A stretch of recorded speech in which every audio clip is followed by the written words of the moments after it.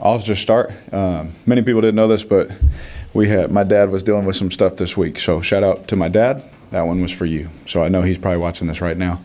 He's doing good, but Dad, love you, man. That was for you. So thank you. Hey, Derek, what kind of win like this do for this team?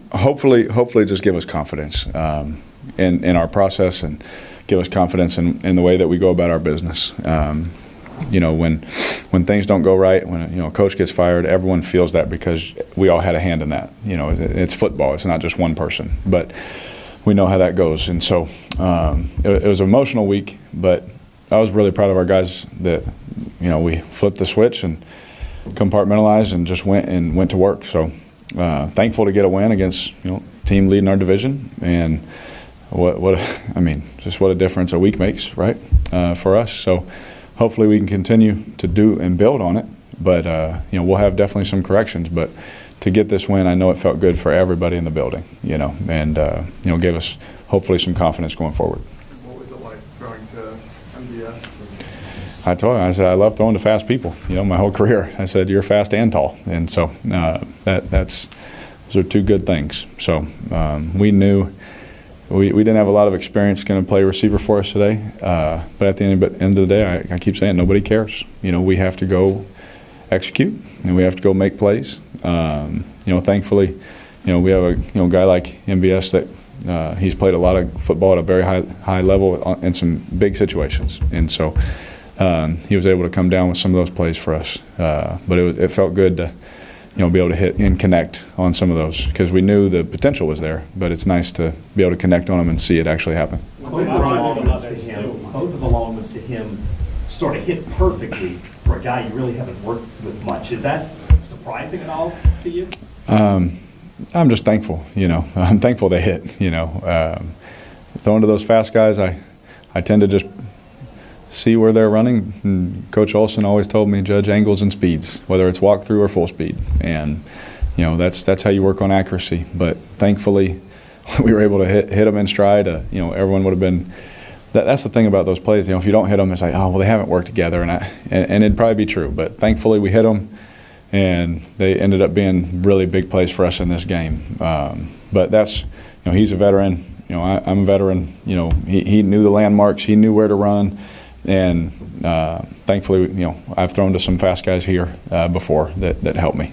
Speaking of throwing to fast guys, obviously there's still a lot missing from the offense with the injuries, but is that an element you feel like was really missing the most, was having that speed, that breaking with the top defense? Yeah, and I think he gives us an element of that. Obviously now, especially, it's making those plays down the field is not easy. Tracking that ball with guys all over you.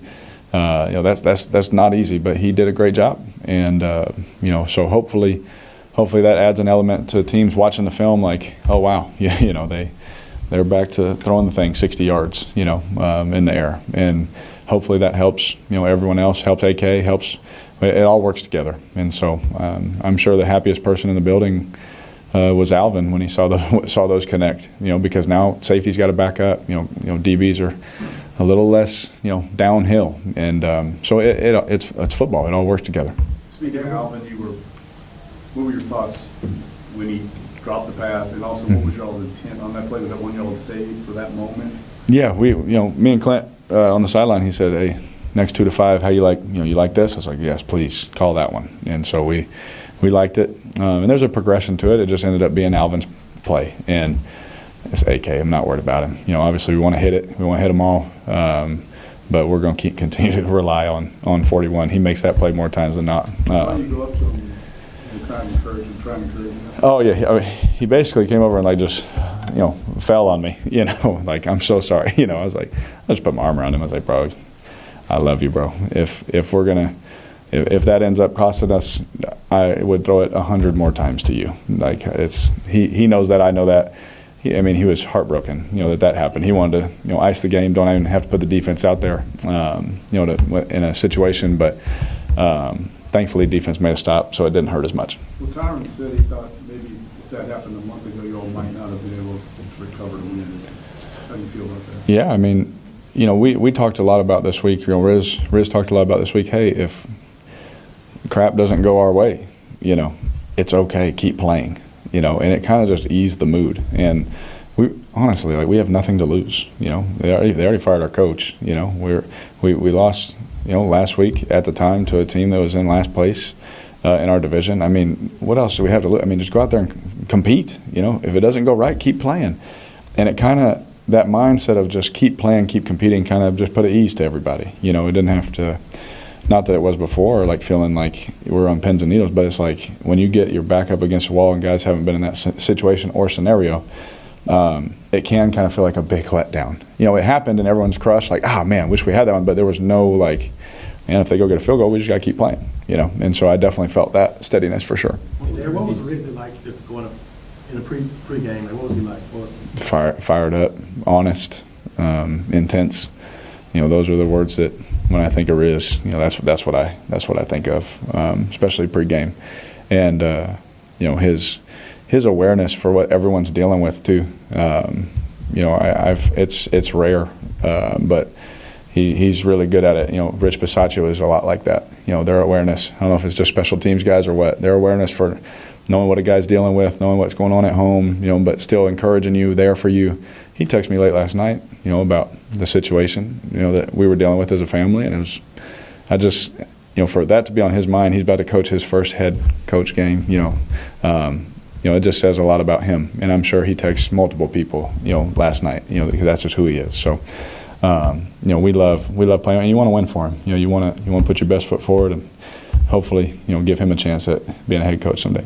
How would you describe the mood of the locker room right now? Like, after this game, is it relief? How would you describe it? Just confident, really. I know I kept saying this, but like, we really believed that we were a good football team this whole time. And I know, trust me, for me especially, that was a long 7 weeks, you know. It's like, is this ever going to end? You know, we have those human thoughts, but we never wavered in the work, and we never wavered in our confidence in what we could be. It just, when you get punched in the face over and over again, it starts to hurt, you know.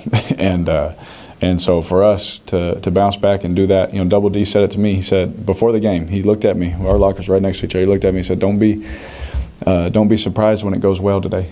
And I just smiled, because that's how we felt the whole time. He said we should be surprised when it doesn't, and that just speaks to the kind of leader that he is, you know, that he's been here for years. Derek, you've been a part of the Raiders interim coach that was successful. Yeah. You see similarities here? Absolutely. Yes, absolutely. And I said that after we met with Riz and everything, when everything first happened. You know, I have seen, you know, this situation, like I sadly joked with y'all like too many times, you know, but, you know, with this scenario is very similar, where like it just feels different. You know, you got to make the feeling, whatever was going on and it just didn't work out for us. You know, the next guy, when I see it successful, is when it just feels different. And Riz did a great job of changing the environment and just how it felt. You know, to just really just to give guys hope again, give guys like, hey, we got this. You know, that kind of feeling. And Riz reminds me a lot of the situation with Rich, you know, and Rich Bisaccio is one of my favorite men in the world, and he's one of my favorite coaches I've ever had. And so I can't put Riz there yet. We're one game in, but I do love playing for him. And Derek, is this the first time you've outrushed Taysom? Thank you for asking that question. It is the first time I've outrushed Taysom. So I think all the quarterback powers, I think, would clearly go to me from now on. So we'll see. Second touchdown to Mark West. What did you see in that play? Second one, we brought the motion. They went in and out. Corner jumped outside of Jawan, and safety moved over. And really, Quez just now has to beat across the face of everybody else, and he did. And so as soon as I saw that, I just got my eyes to him as quick as I could and get the ball to him, because those are two of the best safeties in the league. You know, as soon as my eyes go, they're going to be there half a second quicker than most of the other guys in the NFL. So I just got my eyes to him as quick as I could and get the ball out of my hands, and he did his job of winning on the back line. Derek, how much did your dad weigh on you throughout the week? I love my family. You know, my family, my faith and my family are more important to me than football. You know, football is my job, so don't get that twisted that I don't like this. And y'all know I give everything I can to this. But you know, there were some days in the middle of the week where I was thinking like, dang, do I need to go out there? You know, like, do I gotta go see him? And that's just me not, you're so far away, you don't know. I remember waking up to a text, and I was like trying to call people, and it's like I forget it's like 3 a.m. there. It's like I'm not going to hear for a while. So it definitely was on my mind, but thankfully he's doing better, and so that's all I can ask for. So everyone that prayed for him, that knew about it, thank you. But yeah, he's doing good. So hopefully this one made him happy. For Alvin, Darren was saying that he was the guy maybe most bought in. What did you just see from Alvin, that buy-in and making him a captain? That was unbelievable.